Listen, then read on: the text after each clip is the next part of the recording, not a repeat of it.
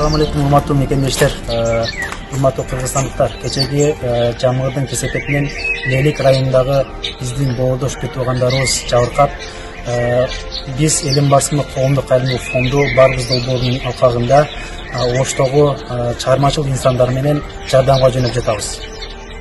Эгерде сиз дагы жардам берет элем ошол биздин боордошторго десеңиз, биздин командага кошулуңуз. Эгер өзүңүз алыс жакта жүрүп колуңуз жетпесе, жардамыңыз жетет, биз сиздин жардамыңызды жеткирип беребиз.